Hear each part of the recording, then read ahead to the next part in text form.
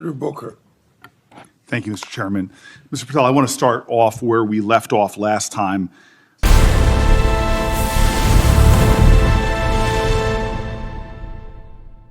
Tonight, a Senate hearing turned into one of the most intense political exchanges in recent memory. What began as routine oversight quickly escalated into a heated confrontation that left the entire room stunned. A U.S. senator raised serious questions about leadership, accountability, and the future of federal law enforcement. But what followed was a dramatic back and forth that revealed just how deep the divisions in Washington have become. In this video, we're breaking down the key moments from this extraordinary hearing, the arguments from both sides, and why this exchange is now sparking a nationwide conversation about government oversight and leadership. Stay with us, because what happened next surprised everyone in the room. Before we continue, if you enjoy in-depth breakdowns of important political moments like this one, make sure to subscribe to the channel and turn on notifications so you never miss future discussions and updates. Booker suggests those conversations likely go beyond narrow security topics and include broader discussions about how Patel runs the FBI. Patel responds that Miller's role in interagency operations is valuable and that their conversations focus on coordination between agencies. Booker also asks about Attorney General Pam Bondi. Patel acknowledges that he speaks with her regularly, noting that she is the head of the Department of Justice. With those answers on the record, Booker expands the scope of his criticism. He says that during Patel's leadership, many experienced FBI agents have been pushed out of the agency. According to Booker, this has resulted in a historic situation where neither the FBI director nor the deputy director has prior experience within the Bureau. He argues that the agency's priorities have been shifted toward immigration enforcement, particularly supporting operations carried out by Immigration and Customs Enforcement. Booker cites research suggesting that roughly 20% of FBI agents have been diverted from their normal investigative work to assist immigration enforcement efforts. He describes scenes of large-scale operations where law enforcement teams detain individuals at churches, schools, workplaces, and hospitals. Then he asks a pointed question. Have FBI agents who previously investigated crimes against children been reassigned to immigration enforcement? Patel does not provide a clear yes or no answer. Instead, he challenges the senator's description of events. Booker presses further. Have agents who worked on terrorism investigations been reassigned? Patel pushes back again, arguing that the senator's assumptions about public safety are incorrect. He insists that America is safer because of the work being done by the FBI under his leadership. Booker disagrees strongly. He lists several examples of investigative units that he claims have been weakened or reassigned. These include teams focused on human trafficking, foreign corruption, and investigations into powerful international figures. According to Booker, these changes have stripped the agency of expertise built over decades.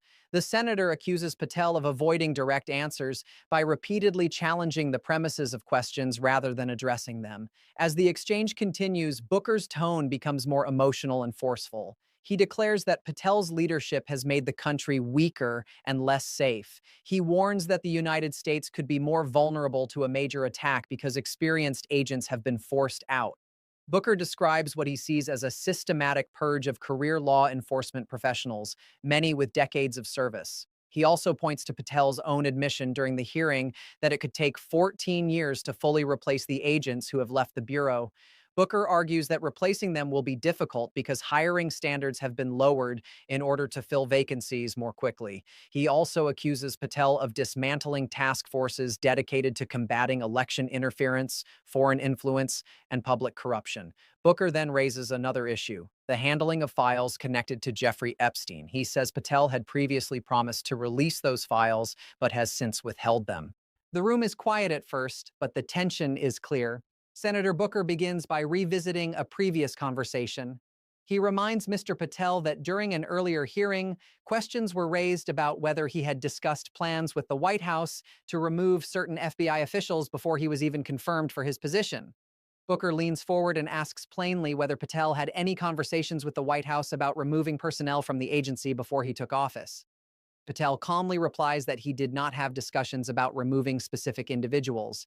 However, he admits that while preparing for his confirmation hearing, he had conversations about the type of people who should work at the FBI. According to Patel, the focus was on ensuring that those who failed to meet the standards of the agency would not remain employed if he became director. Booker quickly challenges that explanation. He suggests that those standards might have had more to do with political loyalty to the administration than professional competence. Patel firmly rejects that idea, saying the senator is wrong. But Booker does not move on easily. He shifts the discussion to another controversial topic: the classified documents case involving former President Donald Trump and documents discovered at Mar-a-Lago. Booker reminds Patel that he testified before a grand jury connected to that investigation. He asks whether Patel told the grand jury that President Trump had declassified the documents at issue. Patel avoids giving a direct yes or no answer. Instead, he says the best evidence of what he said is the grand jury transcript itself. He notes that he has supported releasing that transcript so that the public can see exactly what he testified. Booker pushes back. He says the transcript has not been released and that courts denied requests from media organizations seeking it. At the same time, Booker emphasizes that under federal rules, a grand jury witness is allowed to disclose their own testimony if they choose. So Booker repeats the question again. Did Patel testify that Trump had declassified those documents? Patel continues to avoid a direct response. He insists that the transcript should speak for itself and that the senator's question contains an inaccurate premise. This answer frustrates Booker. He argues that Patel is dodging a simple question and making a mockery of the oversight hearing. The senator explains that the committee has the responsibility to examine the integrity and credibility of public officials. The conversation then shifts to another major controversy. During his confirmation hearing, Patel had promised that all FBI employees would be protected from political retribution.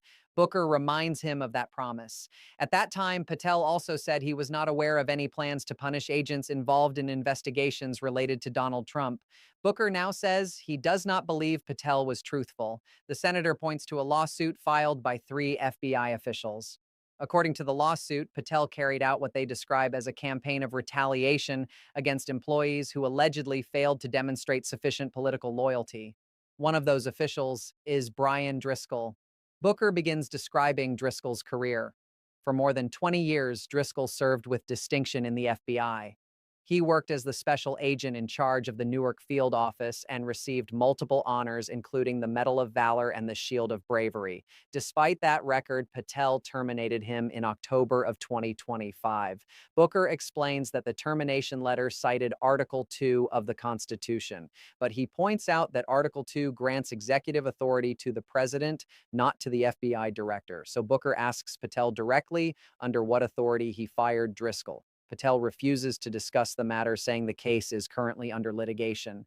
Booker then asks another question. Did Patel discuss Driscoll's firing with Stephen Miller, a senior White House advisor known for his influence on policy matters?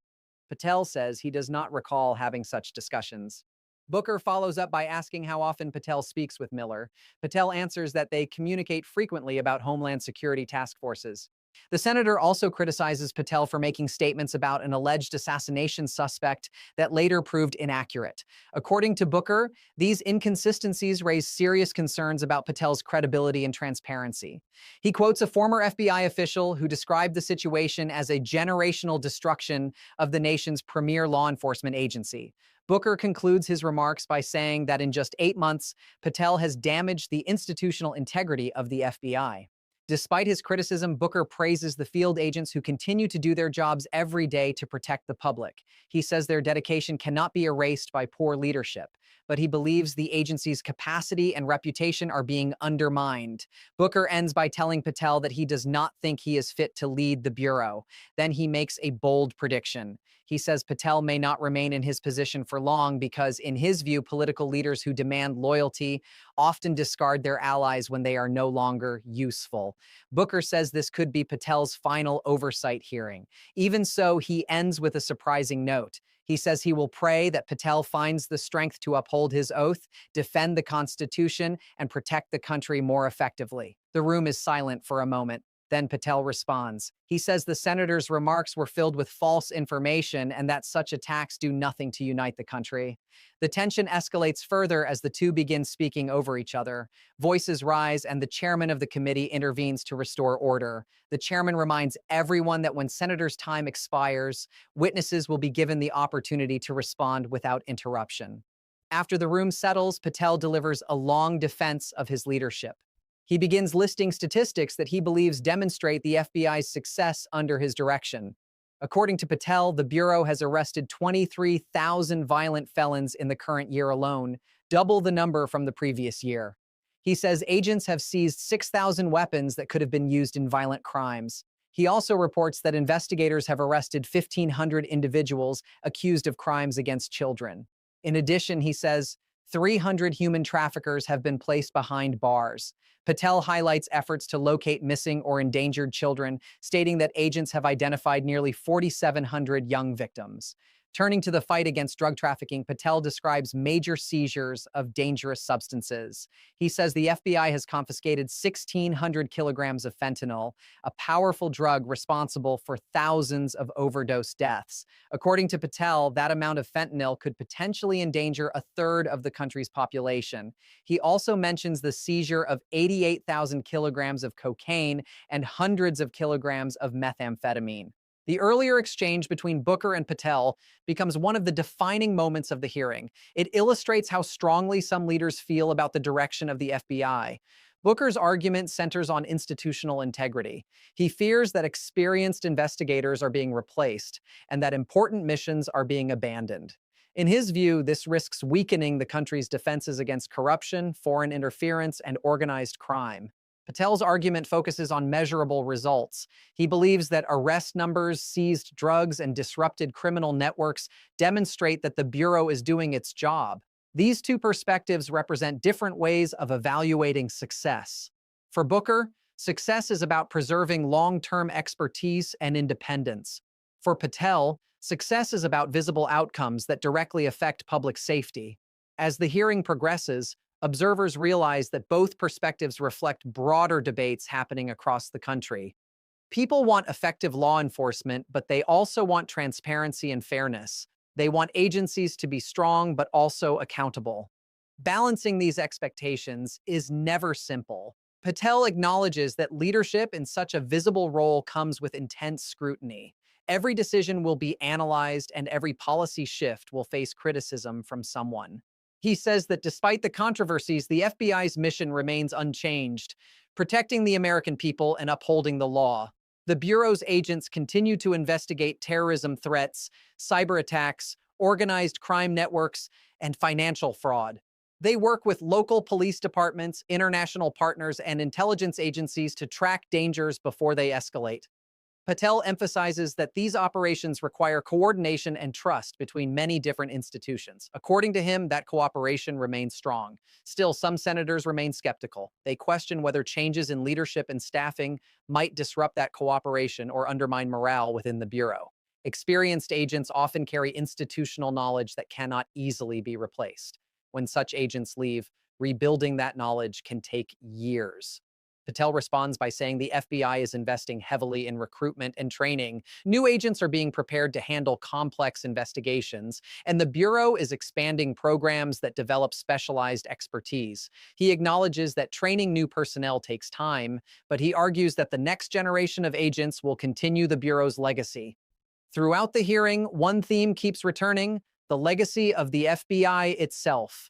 For more than a century, the Bureau has been one of the most recognized law enforcement institutions in the world. Its history includes famous investigations, groundbreaking forensic science, and countless operations that disrupted criminal organizations. That legacy is something many lawmakers want to protect. Booker had earlier expressed confidence that the dedication of field agents would endure regardless of leadership changes. He believes their commitment to the Constitution and the rule of law is stronger than any political controversy. Patel, despite the criticism he faces, says he shares that respect for the Bureau's history. He insists that his goal is not to dismantle the FBI, but to ensure it remains effective against modern threats.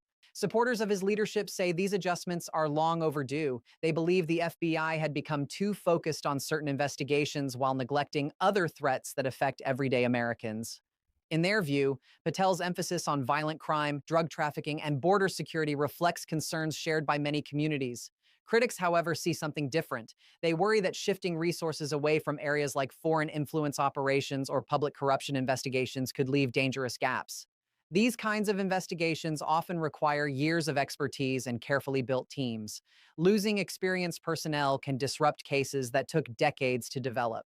As the debate continues, it becomes clear that the hearing is not only about statistics or policies, it is also about trust.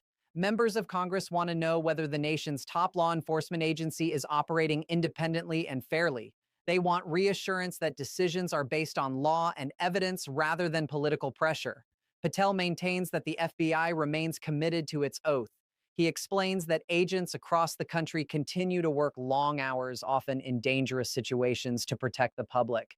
Many of these agents rarely appear in headlines, yet their work prevents crimes and saves lives every day. Patel says the Bureau's success depends on these field agents, analysts, and support staff who dedicate their careers to public service. He insists that leadership decisions are made with the goal of supporting them and ensuring the agency functions effectively. At the same time, the political environment surrounding the FBI has become increasingly intense. The Bureau is frequently at the center of national debates, and its investigations often involve powerful individuals or controversial issues. This makes every decision scrutinized and every statement questioned.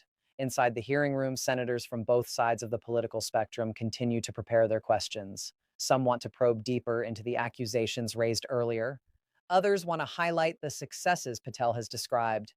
The chairman reminds everyone that the purpose of oversight is not simply confrontation, but accountability.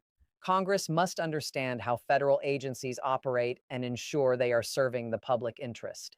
Meanwhile, the public watching the hearing sees a dramatic display of how government oversight works in practice. On one side are lawmakers demanding answers and accountability.